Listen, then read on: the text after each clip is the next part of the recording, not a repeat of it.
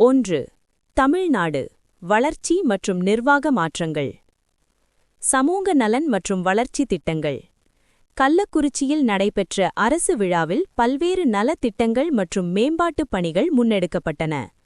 கட்டமைப்பு பணிகள் 81 கோடி ரூபாய் மதிப்பிலான 1740 பணிகளுக்கு அடிக்கல் நாட்டப்பட்டது மற்றும் 34 கோடி ரூபாய் மதிப்பிலான திட்டங்கள் தொடங்கி வைக்கப்பட்டன.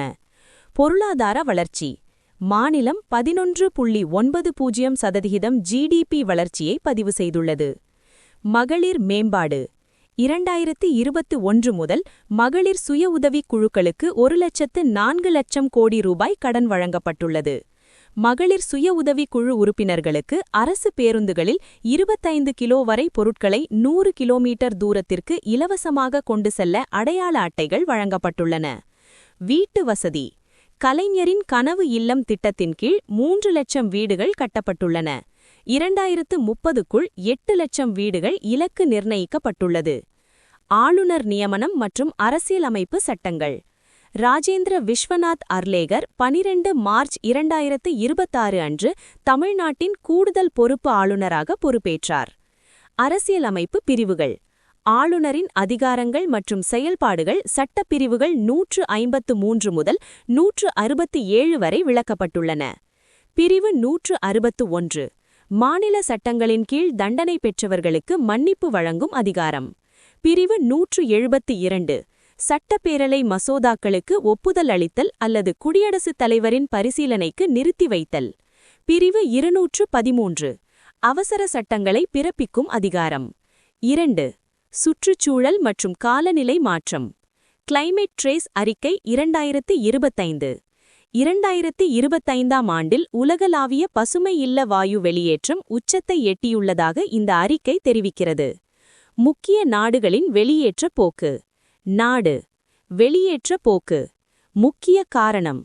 இந்தியா மிகப்பெரிய குறைப்பு -27.5 எம்.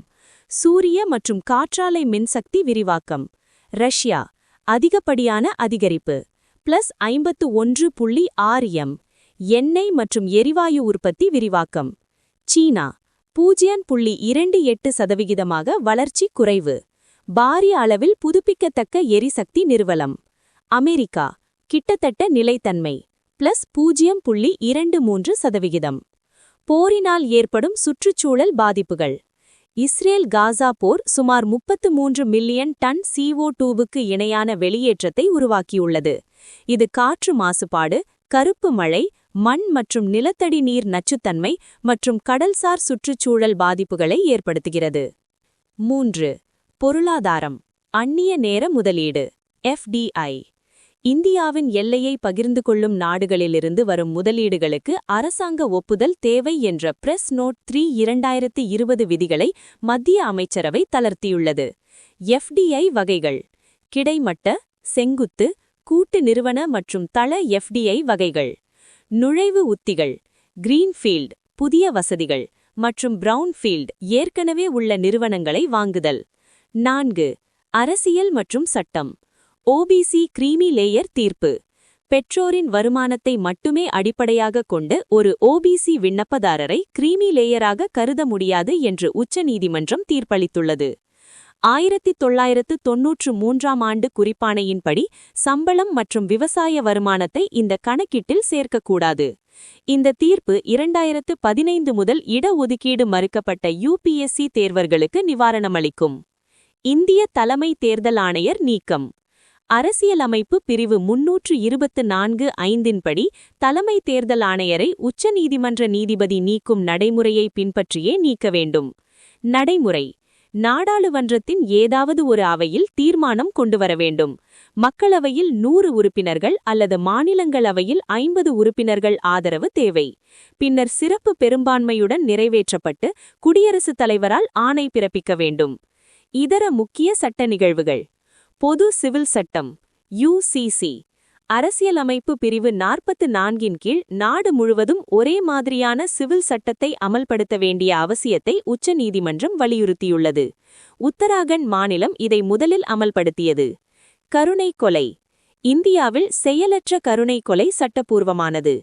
வாழும் உயில் என்பது ஒரு நபர் தனது மருத்துவ சிகிச்சை குறித்து முன்கூட்டியே முடிவெடுக்கும் சட்டப்பூர்வ ஆவணமாகும். 5. அறிவியல் மற்றும் தொழில்நுட்பம். இருண்ட ஆக்சிஜன். சூரிய ஒளி எட்டாத பசிபிக் பெருங்கடலின் ஆழமான பகுதிகளில் பாலிமெட்டாலிக் நோட்யூல்ஸ் எனப்படும் உலோகப் பாறைகள் மூலம் மின்வேதியியல் எதிர்வினைகளால் ஆக்சிஜன் உற்பத்தியாவது கண்டுபிடிக்கப்பட்டுள்ளது. இது கடல்சார் சுற்றுச்சூழல் ஆய்வில் ஒரு புதிய திருப்பமாகும். இந்தியாவின் அணுசக்தி மற்றும் விண்வெளி ஆய்வுகள். புரோட்டான் முடுக்கி. விசாகப்பட்டினத்தில் அமைக்கப்பட உள்ள இந்த வசதி தோரியத்தை யுரேனியமாக மாற்ற உதவும். இது இந்தியாவின் 3 கட்ட அணுசக்தி திட்டத்திற்கு மிக முக்கியமானது. ஆஸ்டராய்டு 2024 YR4. 2032இல் இந்த சிறுகோடு நிலவின் மீது மோத வாய்ப்பில்லை என்று நாசா உறுதிப்படுத்தியுள்ளது. 6. அறிக்கைகள் மற்றும் சர்வதேச நிகழ்வுகள். நிதி ஆரோக்கிய குறியீடு 2026. நிதி ஆயோக் வெளியிட்ட இந்த அறிக்கையில் மாநிலங்களின் நிதி செயல்பாடு மதிப்பீடு செய்யப்பட்டுள்ளது. நிலை. மாநிலங்கள். சிறந்த செயல்பாடு. ஒடிசா முதலிடம், கோவா, ஜார்க்கண்ட், குஜராத், மகாராஷ்டிரம். முன்னேற்றமடைந்தவை: ஹரியானா, பீகார், கர்நாடகம், தெலுங்கானா. குறைந்த செயல்பாடு: பஞ்சாப், மேற்கு வங்கம், கேரளா. வடகிழக்கு மற்றும் மலைப்பகுதி: அருணாச்சல பிரதேசம் முதலிடம், உத்தரகண்ட் 2ஆம் இடம். சர்வதேச எரிசக்தி அமைப்பு IEA. மேற்கு ஆசியாவில் நிலவும் பதட்டத்தை தொடர்ந்து உலகளாவிய எண்ணெய் விநியோகத்தை நிலைப்படுத்த 400 மில்லியன் பேரல் அவசரகால எண்ணெயை IEA வெளியிட்டுள்ளது. 1974இல் உருவாக்கப்பட்ட இந்த அமைப்பில் இந்தியா ஒரு இணை நாடாக உள்ளது.